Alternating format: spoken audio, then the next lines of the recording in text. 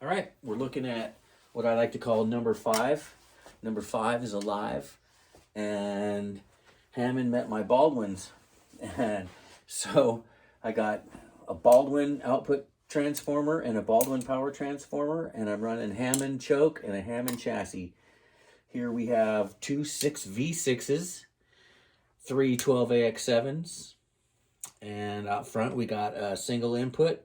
We have gain. We have a bright cap switch for the gain, master volume, bass, mid, treble, and this is a dummy right now. It's not doing anything. I have some future plans for this. It's going to be probably a 3-way selector switch for some tone stack control. But this amp is sounding really cool. It's great. It's 20 watts.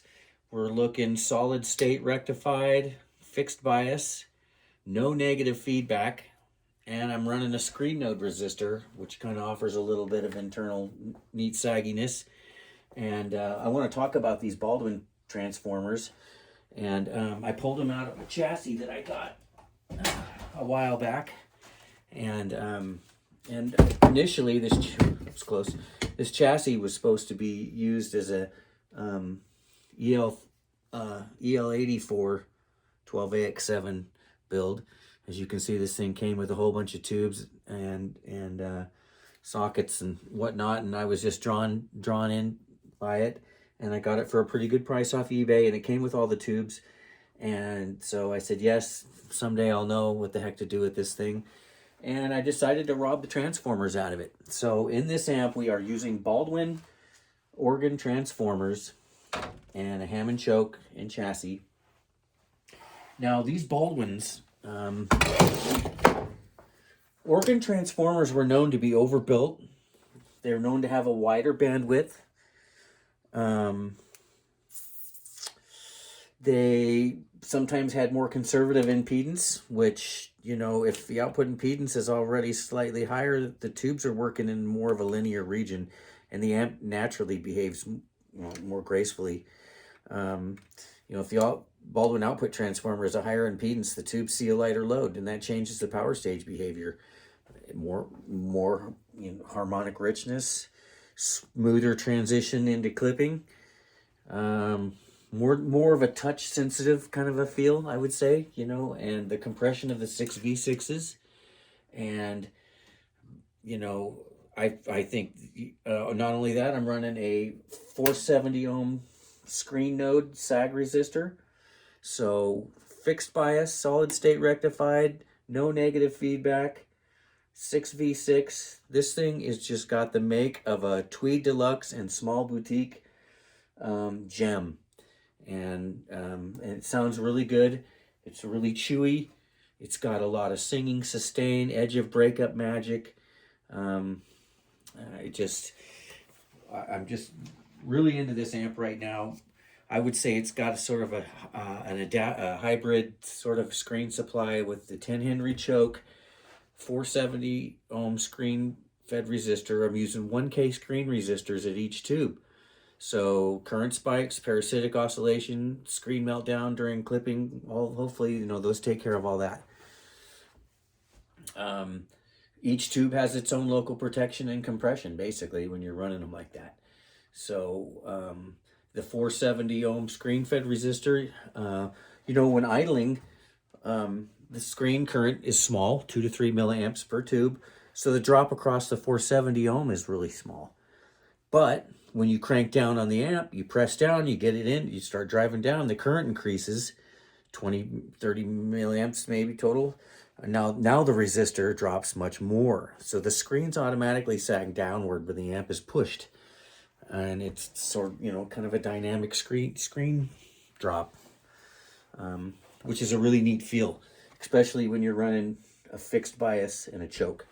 So this amp's turned into a neat little kind of a gem, I would say. It's got a lot of facets on this gem. And number 5 is alive. So, you know, when we're talking 6V6s versus 6L6s, 6L6s draw more current, you know, and when the tube's driven hard, Um, they have a stronger screen. 6V6s generally have, higher plate resistance. The voltage swing currents, changes current more dramatically.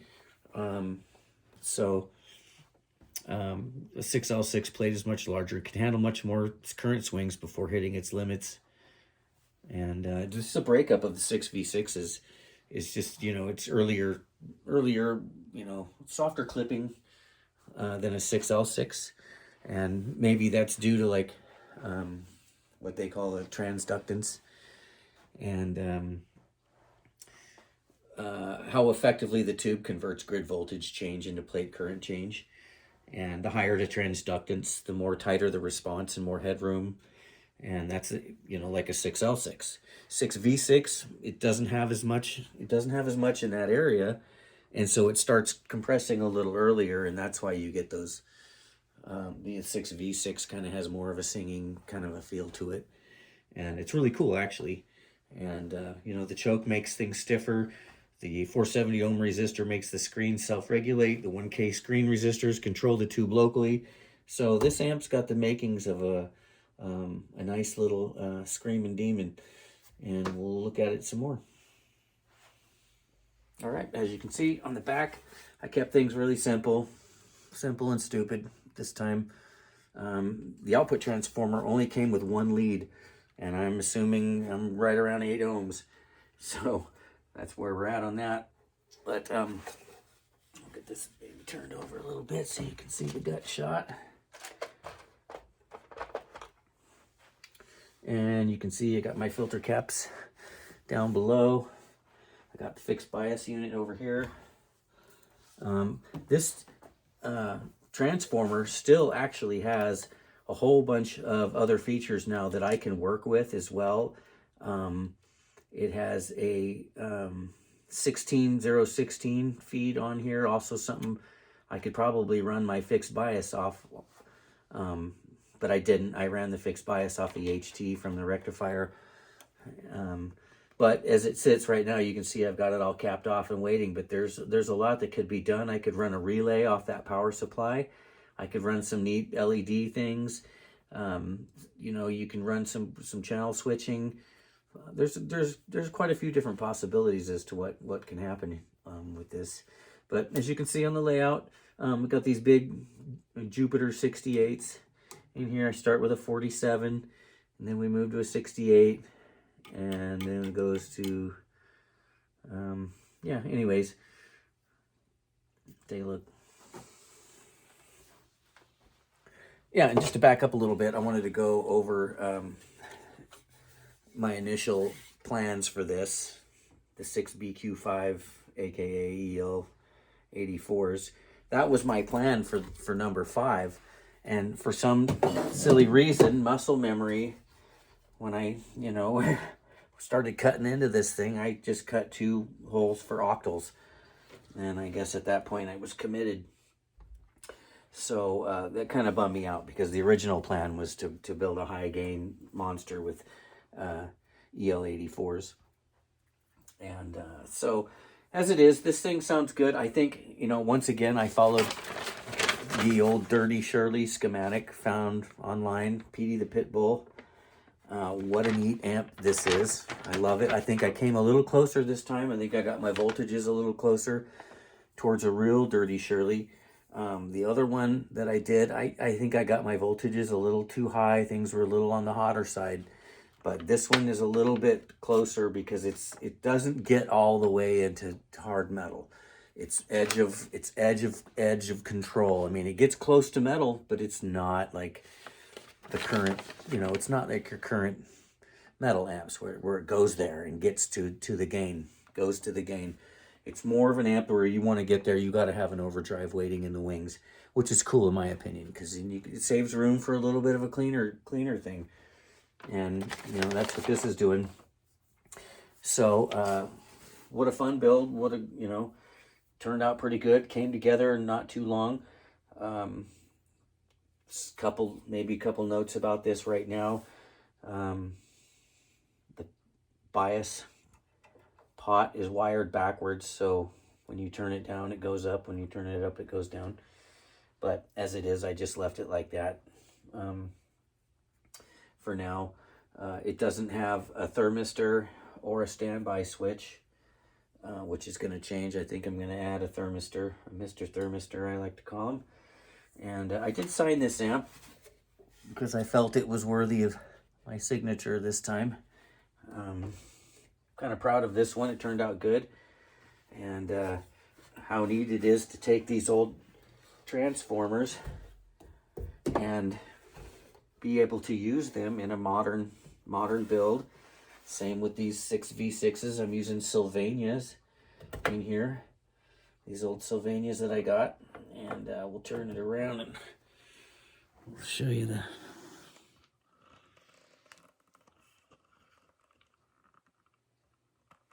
If you can see that. All right.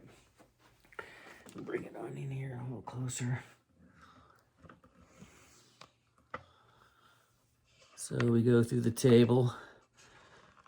And all these tubes came from the amps on the wall. And there's a lot of vintage stuff here, and it's only a partial amount of what I have. But anyways, here's the other six V6s that I have. I've got a couple of these CEIs, another Sylvania, a lot of just oddballs, RCA, a couple RCAs, a Raytheon, a GE, and then the two I have in there. So I might end up having to go and purchase a couple 6V6s if these ones don't hold up or these ones don't make the grade. I'm sure if I still have them here, they've been tested, because at one point I went and tested all my tubes and I had to get rid of a whole bunch of them because they were bad. And so if they're still here, they're probably still good. And I have a whole bunch of other tubes sitting over here on the shelf as well. They're brand new tubes that I use and whatnot. So, but here on the tube table, as I call it, and I have them all laid out. Got everything from a lot of these PA conversions, all sorts of different tubes. I've got some 78, 68s. These are neat tubes. If anybody's ever used these, are power tubes. And I got a little selection of some cool, some cool 12AX7s and Genelecs. And I got a Telefunken, some old Bogans, and Stromberg Carlson, and Fisher. I got one of these red caps. Apparently these little red cap were approved for medical grade. So they were super high end in the industry. They were approved for medical use. So I don't know. I assumed that they were some of the best ones. Anyways, this tube is actually bad. I just kept it. But I have lots of rectifier tubes and all sorts of other preamp tubes and other whatnot. Yeah.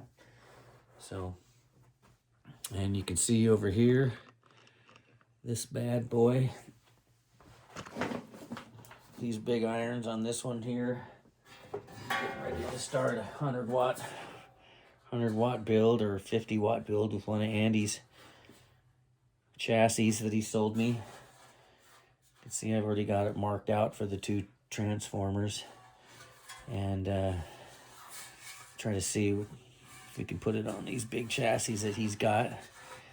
And yeah, that's coming up. Oh.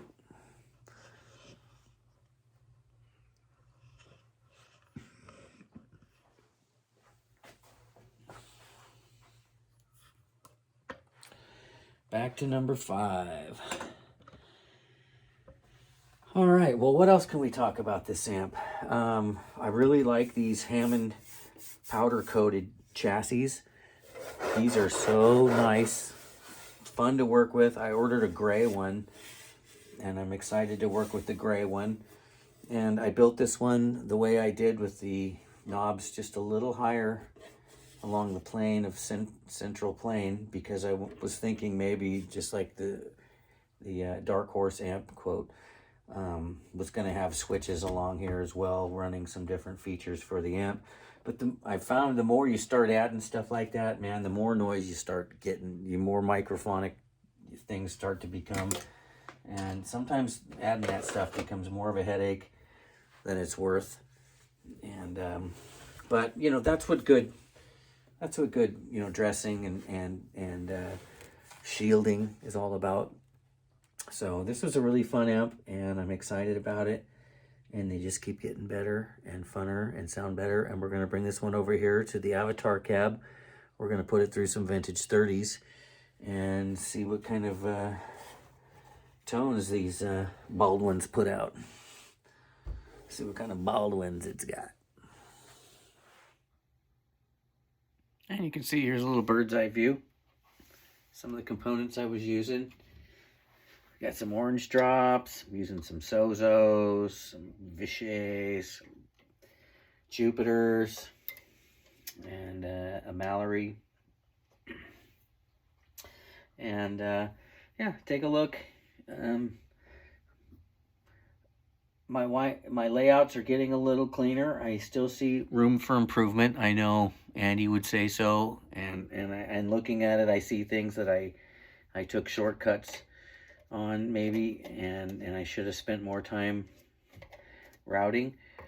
But as it is, I'm not getting any squeal or anything weird on this, and everything seems to be fairly stable with the way it is. Not too many flying wires, but you can take a look from above there. I'll even bring it up a little bit.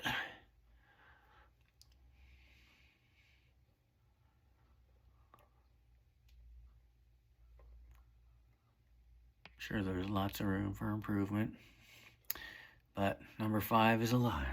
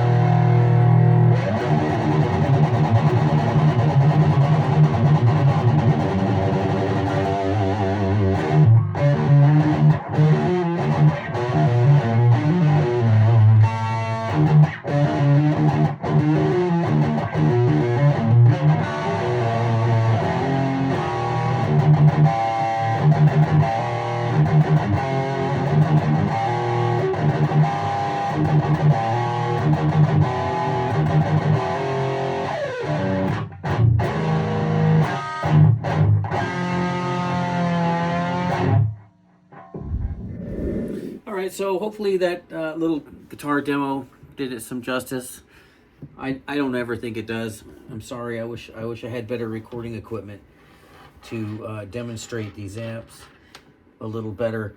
But this isn't bad. I really enjoy this whatever this Dirty Shirley build is, and it sure seems to be a very responsive build, and I love the way it breaks up, and it gets you there if that's what you want.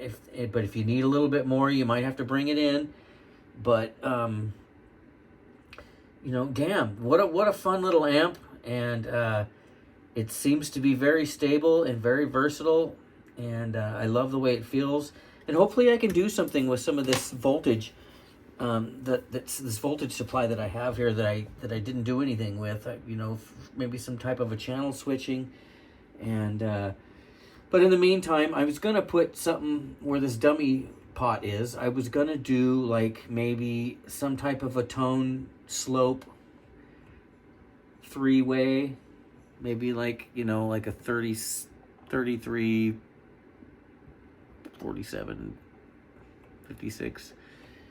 You may not feel a lot between those three, but it's something. It gives it kind of a little bit of like here and there on this edge or that. But so it's but it's in the meantime it's waiting. I was going to have it as a present switch, but when I didn't have any negative feedback in this amp, I decided it sounded great without it.